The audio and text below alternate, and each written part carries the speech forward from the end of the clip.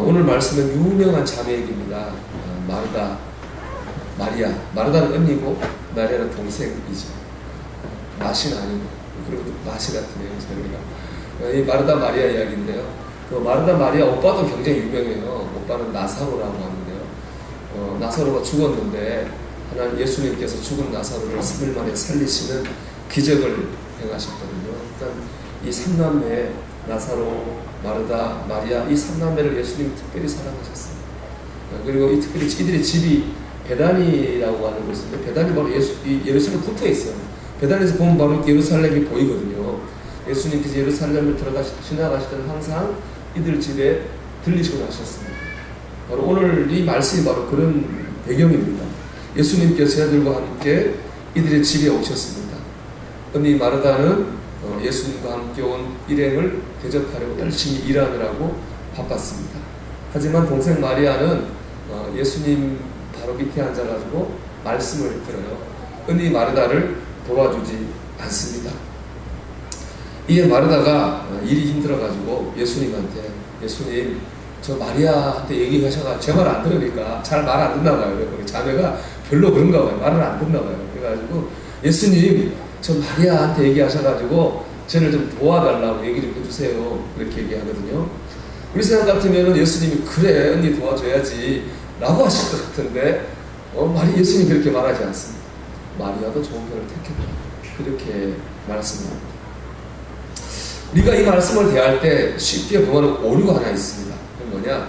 주님을 위해서 바쁘게 일했던 마르다는 틀렸고 말씀 듣는 일에만 집중한 마리아는 맞았다라고 생각하는 겁니다. 이것은 잘못된 생각입니다. 여러분 정말 주님을 위해 일한 게 잘못입니까? 그렇지 않습니다. 오늘 말씀을 좀 꼼꼼히 읽어보면 전혀 사실이 아닙니다.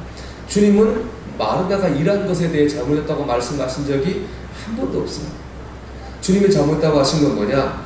일하다가 불평한 마르다의 불평이 잘못이라고 그렇게 말씀하셨습니다.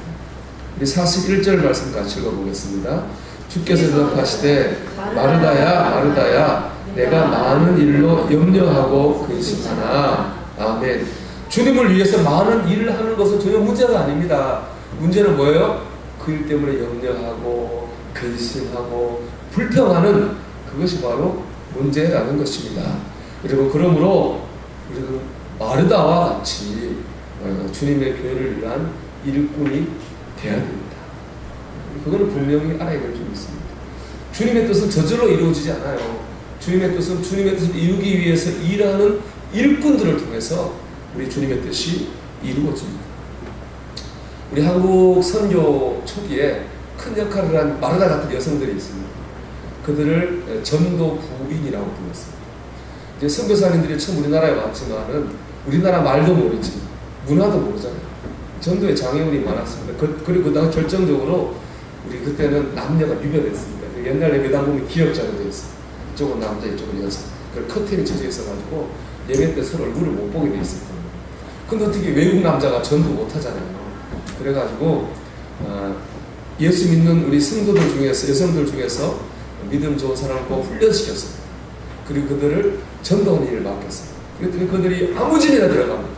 그리고 여성들에게 접근하고 아이들에게 접근하고 복음을 전합니다. 그리고 그 아이들과 여성을 통해 남편과 아버지에게도 복음을 전합니다. 이 전도 부인들을 통해서 한국교회 큰 부흥을 경험합니다. 우리 감리교 최초 여성 선교사 스크랜턴이라는 분이 자기 사역 10년을 정리하면서 보고서를 쓸 때에 정말 이 놀라운 부흥의 가장 큰 역할은 전도 부인들이 했습니다. 그렇게 했거든요. 그 전도 부인들은 우리 한국 교회의 마르다 같은 일꾼들이었습니다. 그들 때문에 이 땅에 주의 뜻이 이루어지고 주님의 교회가 세워지게 된 것입니다. 주님을 사랑한다거나 주님을 믿는다고 하는 것은 막연한 생각이나 마음가짐은 아닙니다.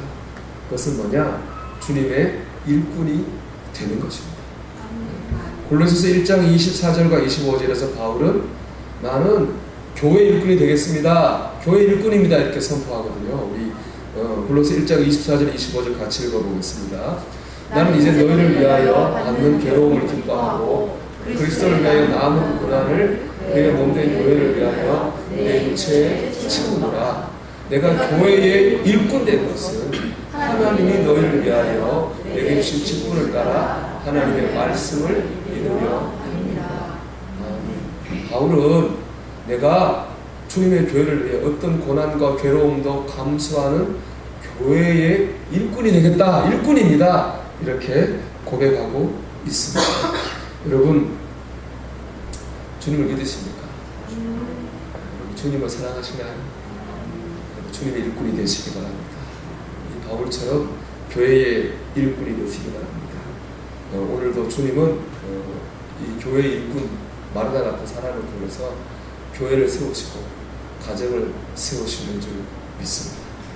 그리고 주님의 음성을 한번 들어보십시오. 우리 마태복음 9장 37절 8절 말씀 같이 읽어보겠습니다. 이에 제자들에게 이르시되 추수할 것은 많되 일꾼은 적으니 그러므로 추수하는 주인에게 청하여 추수할 일꾼들을 보내우소서 하라 했습니다. 아멘. 주님의 음성입니다. 여러분, 주님의 일꾼, 교회의 일꾼, 마르다 같은 일꾼 되시기를 축복합니다. 두 번째로 은혜가 충만한 마르다가 되어야 합니다. 마르다는 분명히 큰 일꾼이었는데 문제가 있었습니다. 그건 뭡니까? 기쁨으로 봉사하지 못했다는 겁니다. 원망하고 불평했다는 거죠. 이해는 충분히 됩니다. 할 일은 너무 많은데 아무도 안 도와주니까 어떻게 불평하지 않겠습니까? 더구나 그 아무도가 다른 사람도 아니라 자기 여동생이니까 마르다 입장에서는 속상했겠죠. 그런데 요한복음 12장 1절의 마르다를 보면요, 지금 우리가 본 누가복음의 마르다와는 다릅니다. 우리 누가복음 12장 우리 1절을 이제 볼 건데요, 여기서 보면 마르다 집에 큰 잔치가 벌어졌어요. 잔치한 이유는 오빠 나사로 때문입니다. 오빠 나사로가 죽었는데 주님께서 그를 3일 뒤에 살리는 기적을 행하셨습니다. 죽은 오빠가 살아났으니까 얼마나 기쁘겠습니까? 무엇보다 죽은 사람을 통해서 주님을 경험했으면 너무 기뻤겠죠. 그래서 너무 기쁜 나머지 동네 잔치를 벌리게 됩니다. 요한복음 12장 2절 말씀 한번 같이 읽어보겠습니다. 요한복음 다시 읽겠습니다. 거기서 예수를 위하여 잔치할 때 마르다는 일을 하고 나사로는 예수와 함께 앉은 자 중에 있더라. 아멘. 마르다는 또 뭘 하고 있습니까? 일을 하고 있습니다. 하여튼 마르다는 일을 보면 가만 못 있는 사람입니다. 그러니까 마르다는 항상 일하는 자리에 마르다가 있어요. 마르다는 또 일을 합니다. 그리고 나사로는 어디 있어요? 마리아처럼 예수의 옆에 가만히 붙어 있어요. 그러면 그때 그 미운 여동생 마리아는 뭐라고 있었을까요? 마리아는 유명한 일을 성경에 있는 비싼 향유 기름을 깨뜨려가지고 예수님 발과 예수님 다리에 붓는 그런 섬김을 하게 됩니다. 상황만 놓고 보면 이 누가복음보다 요한복음이 훨씬 더 상황이 안 좋습니다. 일단 일의 양이 차원이 다릅니다. 지금은 예수님이 신방 오신 거죠. 예수님하고 예수님 제자들만 대접합니다. 하지만 요한복음 뭘 하고 있어요? 신방이 아니라 잔치예요. 동네 사람이 다 오는 거예요. 대접할 사람이 훨씬 더 많아졌습니다. 일이 많을 수밖에 없죠. 뭐 오빠는 당연히 안 도와주고 옆에 있고요. 철없는 가스나 마리아는 뭐 하고 있어요? 사고를 친 거예요, 여러분. 여러분, 기름을 머리에 깨뜨리고 바닥에 뜨면 기름 어떻게 되겠어요? 바닥에 다 퍼지겠죠. 그 누가 닦겠어요? 또 일 좋아하는 마르다가 닦지 않겠어요? 이러면 가스나 마리아는 지는 안 하면 사고만 치고 있는 거예요. 그러니까 어디 마르다가 화가 더 나야 되거든요, 사실은. 더 불평해야 되는데, 요한복음 12장 보면요, 마르다가 불평했다는 구절이 하나도 안 나와요. 원망했다는 것이 하나도 나오지 않습니다. 왜 그랬을까요? 왜 더 힘들고 더 불평할 상황인데도 불구하고 마르다는 불평하지 않았습니다. 마르다가 은혜를 경험했기 때문에. 왜 그랬습니까? 죽었던 오빠가 살아났잖아요. 죽었던 오빠가 사흘 만에 살아났습니다. 이건 단지 오빠가 살아난 게 아니거든요. 죽은 오빠를 통해서 영원한 생명을 얻었습니다. 나사로를 살리시기 전에 주님 하신 말씀이 있습니다. 나는 부활이요 생명이니 나를 믿는 자는 죽어도 살겠고 살아서 나를 믿는 자는 영원히 죽지 아니하리니 라고 말씀하셨습니다. 이것을 마르다가 경험한 것입니다. 여러분, 예수님을 믿으면 죽어도 삽니다. 에베소 2장 1절은 그는 허물과 죄로 죽었던 너희를 살리셨도다. 우리의 죄를 주님 십자가 용서하시고 우리를 구원하셨습니다. 살아서 믿는 자는 영원히 죽지 않습니다. 우리는 이제 지옥의 심판대 앞에 서지 않을 것이고 천국에서 영원한 생명을 누릴 것입니다. 마르다는 오빠 나사를 통해서 이 구원과 영원한 생명을 깨닫게 됐고 경험하게 되었습니다. 그러니까 불평이나 원망이 없는 겁니다. 기쁨이 충만했습니다. 이게 바로 주님 원하시는 마르다의 모습입니다. 내 힘과 내 능력으로 하다가 원망하고 불평하는 누가복음의 마르다가 되지 말고 주님의 구원과 은혜를 경험했습니다. 기쁨으로 생기는 요한복음의 마르다가 되라. 이게 우리를 향한 주님의 음성인 줄 믿습니다. 골로새서 1장에서 바울은 이것을 복음의 일꾼이다 이렇게 표현합니다. 골로새 1장 23절의 말씀을 같이 읽어보겠습니다. 골로새 1장 23절 다 같이 읽겠습니다. 만일 너희가 믿음에 강하고 터 위에 굳게 서서 너희 들음과 복음의 소망에서 흔들리지 아니하면 그러느니라. 이 복음은 천하 만민에게 전파된 바요 나 바울은 이 복음의 일꾼이 되었노라. 아멘. 골로새 1장 23절이거든요. 우리 아까 봤던 24절, 25절 읽었잖아요. 차이가 있어요. 무슨 차이가 있습니까? 1장 25절에는 바울이 이렇게 고백해요. 나는 교회 일꾼이라고 고백해요. 근데 그 앞에 23절에서 뭐라고 고백합니까? 복음의 일꾼이라고 고백합니다. 이게 굉장히 중요한 차이입니다. 우리는 교회 일꾼이 되기 전에 먼저 복음의 일꾼이 돼야 돼요. 복음을 경험해야 됩니다. 예수님이 이 세상 가서 살아온 내가 죄사함 받았음을 믿어야 됩니다. 구원받은 천국 백성임을 깨달아야 됩니다. 은혜를 받아야 됩니다. 그 다음에 교회 일꾼. 이 순서가 바뀌면 문제가 있습니다. 이 순서가 바뀌면 어떻게 됩니까? 우리가 자기 의를 드러낼 수밖에 없습니다. 사람을 보고 일할 수밖에 없습니다. 비교할 수밖에 없습니다. 그렇게 되는 거예요. 그래서 어떤 데 보면요, 교권주의, 복음 일꾼이 안 돼서 교회 일꾼 된 사람은 교회 주인 돼가지고 내가 누군데 이렇게 되는 것입니다. 여러분, 우리는 먼저 복음의 일꾼이 되어야 됩니다. 복음의 일꾼의 마음을 이렇게 표현할 수 있을까요? 나 주님의 기쁨 되기 원하네. 사람 보고 일하는 거 아닙니다. 어느 조직에 충성하는 것도 아닙니다. 나를 권하신 주님 보시기에 기뻐하는 삶을 살고 싶은 겁니다. 그래서 봉사하는 거예요. 그래서 교회를 하는 겁니다. 그러니 기쁨이 있을 수밖에 없습니다. 여러분, 복음의 일꾼 되시기를 축복합니다. 무엇보다 주님이 우리를 복음으로 인도하십니다. 그게 중요한 것 같아요. 마르다가 복음을 경험했습니다. 하지만 마르다가 복음을 경험하도록 인도하신 건 누구예요? 예수님이잖아요. 예수님이 나사로를 통해서 일꾼, 교회 일꾼 된 마리아를 복음의 일꾼으로 변화시키십니다. 오늘도 주님 우리에게 똑같이 역사하시는 줄로 믿습니다. 신약성경 데살로니가서를 보면요, 주제가 주님의 재림입니다. 그때가 꼭 온다. 가까이 오고 있다. 이게 데살로니가 주제거든요. 데살로니가서 묵상하면서 이런 생각을 제가 해봤습니다. 주님이 데살로니가서가 아니라 내 몸을 통해 지금 이 말씀을 하고 계십니다. 그때가 꼭 온다.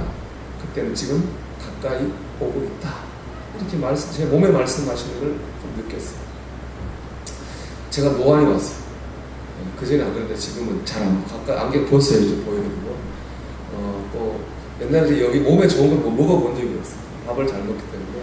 얼마 전에 처음으로 자발적 영양제 한번 먹어봤어요. 몸이 옛날 같지 않더라고요. 오늘도 제가 이제 우리 옥상에 우리 애들, 영화부 애들 수영장을 만들어 주려고 물을 또 받아놨다가 비가 와요. 그래서 빗물을 하고 수영할 수 없으니까 비 오다 보니 허리가 좀 아프더라고요. 저 딱 10년 전에 예배당을 제가 지금 노가다를 많이 했어요. 여기도 보면 지하 2층이 여기 뭐 삿포도 아시바 이런 건축 부자재가 많아요. 굉장히 많이 나옵니다. 그거를 다 위로 들어 올려놨거든요. 피곤해봐도 어디 아파본 적은 없어요. 허리가 좀 아프더라고요. 딱 10년 됐거든요. 그리고 세월 앞에 장사가 없습니다. 이거 그렇잖아요. 세월 앞에 장사가 없습니다. 이게 우리 주님이 우리 몸에 말씀하신 거예요. 잠언 10편 9절에 말씀했잖아요. 밤마다 내 심장이 나를 교훈하는도다. 심장이 쿵쾅쿵쾅 뛰는 내가 뭘 잘못한 거예요. 이거는 그렇잖아요. 하지만 심장이 편안하면 어떻게 해요? 오늘 주와 내가 잘 사는 거예요. 주님 우리 몸을 향해서 몸을 통해 말씀합니다. 그때가 꼭 온다. 그때가 가까이 오고 있다. 여러분 우리 영원히 살 것처럼 교만해서 안 됩니다. 주님의 복음 앞에 서야 됩니다. 구원의 은혜 앞에 서야 됩니다. 우리를 위해 주신 영원한 천국을 바라보아야 됩니다. 그래서 우리가 남은 삶 그래 내가 주님 앞에 설 건데 주님의 기쁨이 되는 삶을 살아야 되겠다. 그런 복음의 일꾼으로 살아가시기를 축복합니다. 마지막으로 나누고 싶은 말씀이 있습니다. 우리 요한복음 1장 9절과 10절인데요. 같이 읽어보겠습니다. 나 요한은 너희 형제요 예수의 환난과 나라와 천국에 동참하는 자라. 하나님의 말씀과 예수님을 증언하였으므로 말미암아 밤노라 하는 섬에 있었더니 주의 날에 내가 성령에 감동되어 내 뒤에서 나는 나팔 소리 같은 큰 음성을 들으니. 아멘. 사도 요한은 살아있는 순교자라고 하잖아요. 그분이 90 넘은 돌아가셨는데 복음을 전하다가 잡혀가지고 가마솥에 풀풀 끓는 가마솥에 들어갔다가 형을 받아요. 그리고 밤모섬으로 귀향을 갑니다. 그런 고난 가운데서도 늘 하나님을 잘 믿었는데 이런 우리 주일날 하나님 앞에 예배를 정신을 드리다가 성령 충만을 경험합니다. 갑자기 뒤에 성령이 충만한 상태에 있는데 갑자기 뒤에 나팔 소리 같은 큰 소리가 들려요. 돌아봤더니 누가 있어요? 주님이 계십니다. 주님. 자, 우리 같이 읽어보겠습니다. 1장 12절 13절 말씀 같이 읽어보겠습니다. 몸을 돌이켜 나에게 말한 음성을 돌아보고 돌이킬 때에 7 금촛대를 보았는데 촛대 사이에 인자 같은 이가 발에 끌리는 옷을 입고 가슴에 금띠를 띠고. 아멘. 사도 요한은 주님이 누군지 금방 알아봤습니다. 근데 주님이 어떻게 하고 있느냐? 주님을 보니까는 7 촛대 사이를 이렇게 주님이 서 계시고 7 촛대가 딱 서 계세요. 손에는 뭘 들고 있느냐? 7개 별을 주님이 이렇게 붙잡고 있어요. 입에서는 잘선 나오고 날선거리 나오고 얼굴은 빛난다. 그렇게 됐는데요. 주님은 특별히 주님이 직접 해석하셨어요. 중간에 가셨겠죠. 그건 뭐예요? 7개의 촛대가 뭔지 7개의 별이 뭔지를 주님이 직접 해석을 해주셨어요. 계시록 1장 20절의 말씀 같이 읽겠습니다. 내가 본 것은 내 오른손에 7 별의 비밀과 또 7 금촛대라. 7 별은 7 교회의 사자요 7 촛대는 7 교회니라. 아멘. 그 7개 촛대는 뭐예요? 7개 교회를 가르치는 겁니다. 7 별은 뭡니까? 7개 교회에 보낸 사역자를 말하는 거겠죠. 그러니까 주님이 7 교회 사이에 계시다고 하는 건 뭡니까? 주님이 교회를 지키고 계시다. 그리고 주님은 교회를 사랑하셔서 교회를 지키고 계십니다. 7 별은 뭐예요? 목회자니까. 주님이 7 별, 교회에 보낸 목회자들을 주님의 손으로 붙들고 계신다는 겁니다. 주님은 교회를 사랑하십니다. 그래서 교회에 파송한 주의 종들을 붙잡고 계십니다. 이 말씀은 제 목회 고백이기도 합니다. 주님이 저를 붙잡고 계십니다. 제가 잘나서가 아닙니다. 주님이 우리 교회를 사랑하시기 때문입니다. 제가 주님의 뜻을 따라 교회를 사랑하는 한 주님은 저를 붙들어 오실 것입니다. 하지만 제가 교회를 사랑하지 않는다면 주님은 저를 놓아버리실 것입니다. 왜냐하면 저를 붙잡아 주신 이유가 교회이기에 교회를 사랑하지 않는 저를 주님이 붙잡아 주실 이유는 하나도 없기 때문입니다. 저만 그럴까요? 이 말씀은 교회를 섬기는 우리 모두에게 해당되는 말씀이라고 믿습니다. 여러분이 주님을 사랑하고 교회를 사랑하는 날 주님이 여러분을 붙잡아 주실 것입니다. 여러분의 가정과 자녀와 삶을 붙잡아 주실 것입니다. 우리가 복음의 일꾼이 되고 교회의 일꾼이 될 이유가 바로 여기에 있습니다. 은혜 충만한 마르다로 살아야 될 이유가 바로 여기에 있습니다. 그러니까 복음 앞에 서십시오. 주님의 기쁨되는 삶을 살기를 소망하십시오. 그럴 때 주님께서 여러분을 붙잡아 주실 줄 믿습니다. 찬송하겠습니다. 찬송가 우리 423장을 찬송하겠습니다.